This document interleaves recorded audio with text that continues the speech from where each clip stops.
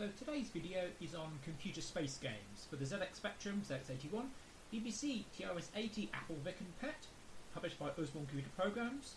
It's rather nice. Available obviously always on the Usborne website. You can download the PDF. Each of these colourful new books contains 14 simple games programs to play on a microcomputer. Alongside the programs there are explanations for how they work, puzzles and suggestions for improving and changing them. You code them in, you have a bit of fun. Computer Space Games was written by Daniel Eiserman and Jenny Tyler, published in 1982. Beat the Bug Eyes program was written by Bob Merry, and Starship Takeoff program by Richard Nash. There are a number of games in the book: Starship Takeoff, Intergalactic Games, Evil Alien, Beat the Bug Eyes, Moonlander, Monsters of Galacticon, Alien Snipers, Asteroid Belt, Trip into the Future, Death Valley, Space Mines, Space Rescue, and Touchdown. So a lot of the games are simple guessing games, really. Starship Takeoff is a beautiful illustration of an alien ship. You have to guess how much force to take off before the aliens catch you. Simple guessing game, but rather fun. Intergalactic Games, you're trying to launch a satellite into orbit. Although this one involves a bit more maths, involving arc tangents, whatever the hell they are. But again, you try and you guess the numbers, there's too high, too low, and so on. Evil Alien, you're trying to work out where the alien is. It's a bit like battleships in a three-dimensional grid, but it's rather fun and in 1K. Beat the Bug Eyes is a bit more action. The alien bugs appear and you have to press the button on the screen corresponding to their position in order to shoot them. Simpler game, but quite quick. You've got a classic Moonlander game, which is actually rather fun. Monsters of Galacticon, you try and guess which weapon to use to fight the monster before you will die. Alien Snipers, you type letters in and it's a simple code game, really. Asteroid Belt, you press the number corresponding to the number of asteroids on the screen. Death Valley is an action game where you try and fly your little spaceship, represented by an asterisk, between the walls of the canyon, moving left and right at speed. It's quite good fun. And Touchdown is a more complicated one, which actually involves computer graphics landing on the moon. So we can look at 3 games today: Trip into the Future, Space Mines, and Space Rescue. Let's start off with a simple game, 1K, Trip into the Future. I loved this as a kid. It's a simple game, fascinating, but really, really quite simple. Imagine you're in a spaceship, travelling nearly as fast as light. Strangely, time is passing more slowly inside your spaceship than outside. So, having set off on a long, fast space trip, you can return to Earth further in the future than the clocks inside your ship indicate. In this game, your computer tells you how many years must elapse on Earth before you return. You then decide the length of your trip, in light years, and the speed of your trip, as a fraction of the speed of light, in order to achieve this. Take care not to travel too far, too slowly, or you will die of old age on the way. Trip into the future. We wish to return 25 years into the future, so we're going to travel at 0.5 of the speed of light. How far should we travel? I don't know how time dilation works, so let's guess at 3 light years. So that takes 6 years, nice and simple, but outside it's 6.92, so we've gained a year. That's absolutely no good. Let's try it again. 33 years into the future. Let's go a bit faster. 0.8 of the speed of light. How far should we travel? 5 light years. So that'll take about 6 years, and we arrive 10 years into the future. Gain of 4. Now we try again. 68 years into the future. Let's go push it. 0.999 speed of light. That's pretty much as fast as we can get. How far should we go? 4 light. No. Let's go for 35 light years. So it took 35 years and 2,475 years elapsed on Earth. Everyone's now living in domes. Let's give it another go. 104 years into the future. 0.9 of the speed of light. So shoot a hefty amount of dilation. 5 light years. You gain 7 years. If you take more than about 50 years, you drop dead. 51 years in the future. I will take advantage of this. I want to get at least 1 victory before we stop. So, if we travel at 0.1 of the speed of light, we won't get much dilation, but enough to travel there, so that'll do. So our next game is the management simulator Space Mines. We are the newly elected leader of a mining colony on the planet Usborne. All decisions concerning the sale of ore to intergalactic traders, food purchase, and the sale and purchases of mines are made by us. Can we keep the people satisfied and survive our 10 years in office? Or will life in the colony end in disaster under our rule? So you have to run the game for 10 years, you buy and sell ore, try and keep the people happy, the people work for you, they produce ore, prices go up and down, and you have to keep everyone fed. It's rather fun. I do rather like this game. It's interesting because bad things happen, and you can then make it go longer and longer and longer. There's an option to make the game basically run as long as you like, and you keep people running. So let's give it a go. Space Mines is a management sim. Every term we have 5 questions to answer. How much ore to sell? We've got 581 tonnes in store. The selling price is 18, which is brilliant, so we're going to flog the lot. Next it asks how many mines to sell. We've got too many mines. You can only have 1 mine for each 10 people. You then need to buy food. How much food do you spend? So it's about 100 each. There's actually a variable in the code that says the price might actually vary, but it also lets you put formula in, which is quite nice. So because I spent more money on food, people like me slightly more. So we produce a reasonable amount of ore. The selling price is again brilliant, so sell every piece of ore we want.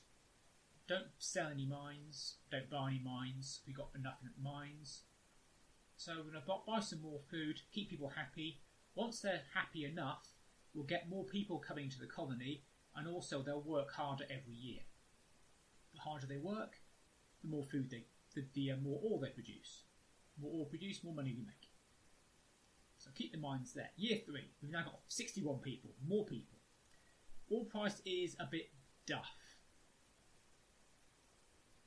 So we're going to sell 100 tonnes to keep a bit of money coming in. So we've got plenty of money for a while, so we're not desperate to sell. So let's buy some food, about 100 each, that'll do. We can now afford to buy 1 more mine without everyone collapsing. Ooh, how much ore to sell? Excellent price, 18, gladly rated. Please sell the lot.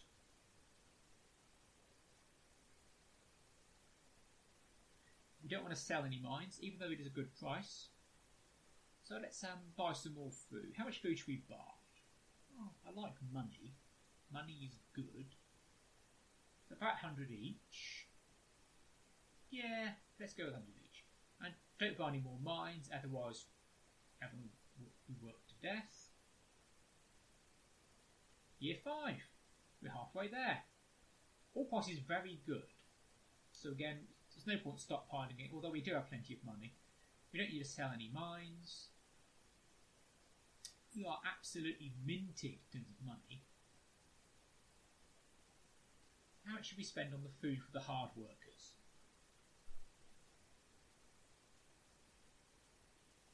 Oh, it looks like I'm being evil. I'm only spending $60 per person. They don't like that. Satisfaction's dropped to 1. No one dies, but they're not happy anymore. Ore price is average-ish. It's not brilliant.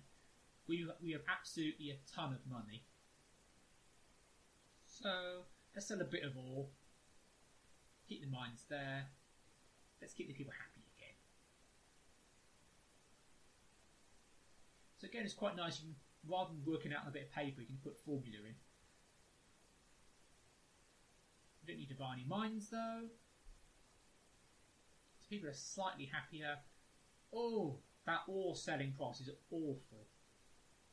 Absolutely, fortunately, we have lots and lots of money. So we're going to stockpile ore. We don't need to sell any mines. And let's keep the people happy with a bit more money.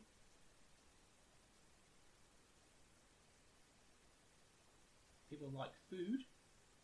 We're spending 130 on food. They can have maybe a bit of steak. rats. It's not by any mines. So, another year where the oil price is absolutely rock bottom. I think it might be able to go down to 7, but this is awful. We've got enough money to cope with another year like this. So hopefully next year we'll get a better price. Buy one more mine though, so we've now got 76 people.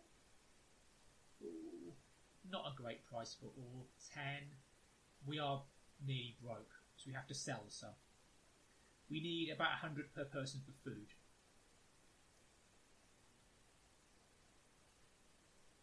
So I reckon setting about 1,000 should do.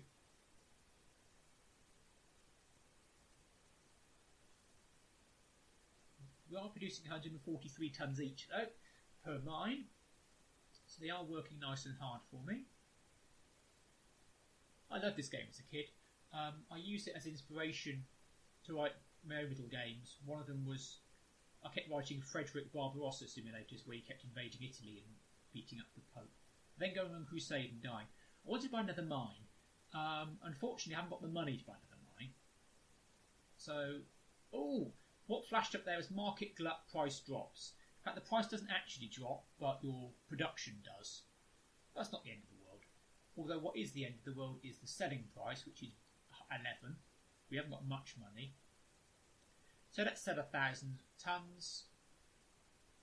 Don't sell any mines. Originally I sold all the mines in the last turn, and then that caused a divide by 0 error. How many mines to buy? Let's buy 1, and we survived our term of office. Hooray for us! So our third game today is Space Rescue. This one you won't find on World of Spectrum, so I had to type it in. Any typos in the game are my own, not the original production, although I did make things mixed case. So, you must make an urgent trip across the spiral arm of the galaxy to a developing planet which is in urgent need of medical supplies. The trip involves such huge distances that, for most of it, you will be in a deep sleep. But before this, you must program the ship for the journey. The computer will ask how much energy you want to allocate to the engines, life support system and shields, and then put you to sleep. When you wake up, it will give you a report on what happened during the trip, and, if all went well, you will be orbiting the planet. You must now allocate your remaining energy to the landing boosters and shields in order to make a good landing on the planet. If you accomplish the mission safely, you stand a good chance of being promoted to Space Admiral. Good luck. Space Rescue, first attempt. We shall have instructions. We are about to embark on a mission to a distant planet in urgent need of medical supplies. We must first ready our ship for the trip by allocating some of the ship's energy to the engines, shields and life support. We're then put into sleep, suspended animation, for the main part of the trip, after which we'll get a report of the events on the way. We'll then have to land on the planet. Press any key. So it's nice to get instructions. So, important numbers. 394 units away of distance. We've got 596 units of energy and 36 days to get there. So we're trying to play a guessing game here. How much energy do you give to the engines? The more energy you give to the engines, the faster you go. The faster you go, the quicker you get there. Life support and shields, you have to try and guess how much to put there. You don't want to run out. So straight away we hit problems with the engine. And again, more power to the engine please, we've already lost speed. Our speed was only just about enough to start with. We've also had X-ray damage, which actually affects the life support. Radiation is not nice. So after various random events, 4 lots of X-ray damage, I don't think we're going to be having children. And, we took too long, 39 days, not 35, and our life support dropped to 0 or below and we're dead. So let's try again. This time we do not want instructions, so it's further away this time, but we get more time to get there and more energy. So let's give a bit more oomph to the engines, let's go with 150. And let's give the same to life support and the same to shields. We don't want to run out. And we've hit an asteroid storm, so our shields are damaged. That's not so good. Asteroid storms are a classic of science fiction, although they're not that common. X-ray damage, again, radiation is nasty. Hopefully we don't want to get anything nasty after we get there. So that was quite a pleasant trip, 64 days. The planet has low gravity and a normal Earth's atmosphere. So we must choose how much energy to give to the boosters, or the bosters in this case, because I typed it wrong. The bosters counteract gravity, and the heat shields counteract the friction caused by going through the atmosphere. After landing, we need to have enough energy to open the door, which we do, therefore we win. Well, thank you for watching this little video about computer space games. As I said, the PDF is available on the Usborne website. It's worthwhile looking. It's a beautiful book, beautifully illustrated, and some interesting little games in there. I certainly found it useful as a kid, and it got me into coding, learning about arrays and that sort of thing. So, thank you.